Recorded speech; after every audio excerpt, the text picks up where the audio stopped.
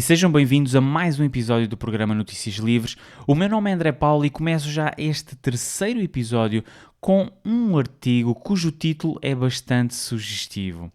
Agora podes correr aplicações Linux em Windows graças ao WSL. Bem, para quem não sabe, o WSL, ou seja, o Windows Subsystem for Linux, permite correr algumas distribuições Linux, inclusive correr comandos Linux diretamente num terminal, mas em Windows. O WSL2 vem aqui melhorar esta experiência, mesmo porque a Microsoft agora tem também, por exemplo, um gestor de pacotes chamado de Winget, também open source, bem ao estilo do apt e do DNF, sendo também possível instalar aplicações, mas que neste momento penso que não dará para instalar aplicações da Store do próprio Windows, mas acredito que do futuro isso vai acontecer.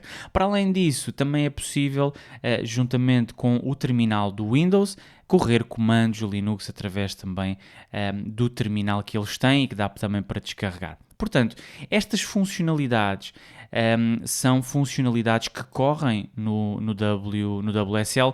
No entanto, aqui uma funcionalidade que é diferente ou que causa esta notícia está relacionado com correr aplicações Linux. Esta funcionalidade corre apenas no WSL2 e está relacionada com o suporte para aceleração de hardware por GPU. E para isso foi acrescentado ao kernel um driver que é o DXG KRLN.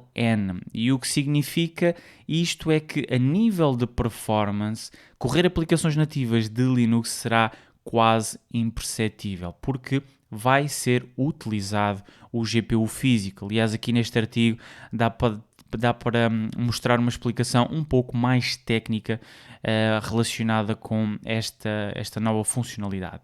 O que nós vemos aqui, ou que eu vejo, pelo menos aqui ao nível destas melhorias, desta adição, vejo que o WSL é apenas uma funcionalidade que pode ser ativada em Windows 10, por exemplo, em PowerShell. Existe um comando que dá para o fazer. Aliás, eu tenho aqui... deixem-me ver se consigo encontrar para vos mostrar. Exatamente, tenho aqui, vou deixar também nas notas para poderem ver a possibilidade de ativarem o WSL por meio do PowerShell. Então, eu vejo que é apenas uma funcionalidade que é possível ativarem e traz uma melhor experiência de sistemas Linux e de aplicações a correrem em Linux e, para além disso, uma melhor facilidade de trabalho aos desenvolvedores. Portanto, eu vejo o WSL apenas como uma ferramenta de trabalho e não como uma substituição de uma distribuição Linux. Portanto, a Microsoft continua como sempre, e tenho dito sempre isto várias vezes, continua a ser muito forte a nível de marketing e em também usar funcionalidades e recursos que a vão ajudar a crescer como empresa. E por isso, claramente, a introdução do kernel Linux e todas estas mudanças graduais que estão a fazer à própria Microsoft ajudam principalmente a empresa a poder crescer e ao mesmo tempo também ao nível empresarial as empresas conseguem ter o melhor dos dois mundos, portanto têm sistemas Windows e também podem fazer testes e poder correr funcionalidades do próprio Linux. Portanto, acaba por ser algo positivo. No que diz respeito, na minha opinião, mais a nível empresarial, porque facilita aqui muito as coisas. Agora, mudar isso em casa, acho difícil isso acontecer, a não ser que daqui mais para a frente, se calhar, poderemos estar a ter uma conversa diferente. Mas neste momento, para já, não vejo sinceramente o WSL aqui a trazer algo de melhor que uma distribuição Linux não o faça em casa. Portanto, em casa não me parece que isso seja necessário. A nível de trabalho e de projetos e de desenvolvimento, sim, acaba por ser uma mais-valia e uma ferramenta também aqui interessante para se poder explorar e utilizar. Agora, passando aqui já à próxima notícia que está relacionada com o KDE, portanto, a suite de aplicações do KDE foi atualizada para a versão 20.04, melhorando aqui algumas funcionalidades. Por exemplo, no Dolphin, com suporte para ficheiros 7-zip, entre outras funcionalidades, que podem depois ver também no artigo, e também tem um modo de duplicação de ficheiros. Também houve melhorias no Kmail, agora a funcionalidade de exportar e-mails para PDF foi melhorada. Também foi adicionada ao KDE Live uma funcionalidade chamada de Zooming on Keyframes, que permite uma edição mais precisa quando estamos a editar várias camadas no KDE Live. Então vem aqui também uma adição ao KDE Live. Entre outras, este artigo mostra aquilo que foi melhorado nas várias aplicações que fazem parte da suite do KDE. Uma novidade também interessante e que acaba por ser uma das principais está relacionada com a introdução da aplicação KID 3, que agora faz parte da suite de aplicações do KDE. Então, aqui eu até posso mostrar, não posso, mais uma vez não pus aqui o link, do Kid 3, mas podem ver o Kid 3 é um editor de tags que podem depois também explorar um pouquinho mais sobre esta aplicação. Também, agora passando já à próxima notícia, porque espero não me alongar muito neste episódio, que está relacionado com a empresa Tuxedo, que eles lançaram o seu primeiro portátil AMD, chamado de Tuxedo BA15. Tem como base o Ryzen 5 3500U, o que, de alguma forma, não é o mais recente não é o mais recente a nível de processador. No entanto, já inclui aqui também os gráficos da Vega, suporta até 2 SSDs, tem até 32, ou é possível colocar até 32 GB de RAM, tem também um monitor de 15.5 polegadas e resolução 1080.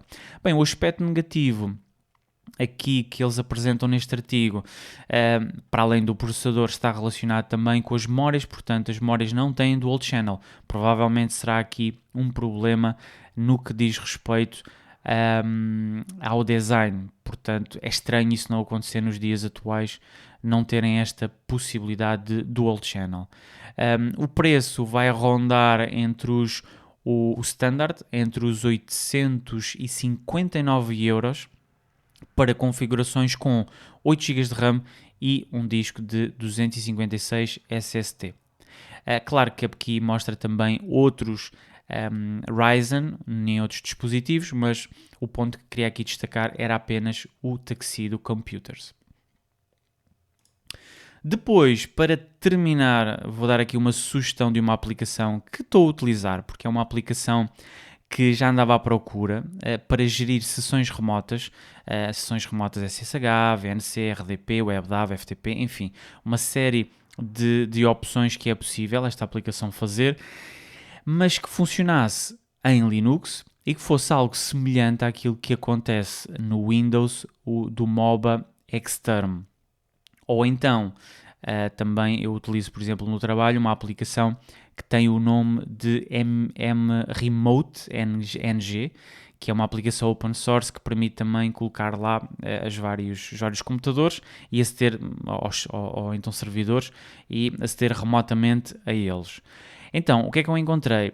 Esta aplicação que se chama o Asbru, mais uma vez um nome esquisito, portanto os nomes de muitas aplicações open source são sempre espetaculares e este é um caso também, mas o nome, mais uma vez, não faz jus àquilo que ele faz, porque ele realmente funciona muito bem. Portanto, algumas coisas que eu gostei é que ele tem integração, por exemplo, com o KeePass X, dá também para fazer split channel, e depois de configurado tudo, basicamente dá para colocarem, por exemplo, em pastas, como podem ver aqui nas imagens. Dá para colocarem em pastas, por exemplo, uma pasta relacionada com acessos FTP, uma pasta relacionada com SSH, uma pasta relacionada com VNCs, com sessões Windows ou o que for. Então, dá para organizar muito bem as sessões. E o mais interessante é que 2 cliques e vocês já têm a máquina a trabalhar. Portanto, colocam as senhas ou via KeePass X, ou então podem colocar por meio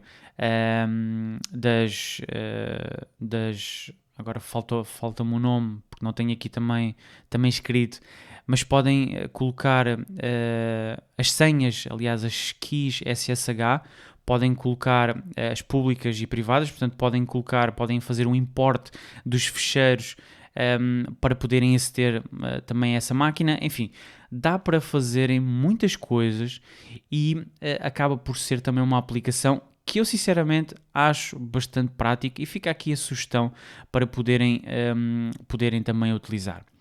Portanto, espero sinceramente, mais uma vez, que tenham gostado deste episódio de Notícias Livres. Se quiserem enviar alguma notícia e queiram que seja mencionada num destes episódios, enviem um e-mail para podcast@linuxtech.pt, e se quiserem ajudar com alguma contribuição pontual ou regular, podem fazê-lo através do LibrePay, uma plataforma open source que vou deixar na descrição.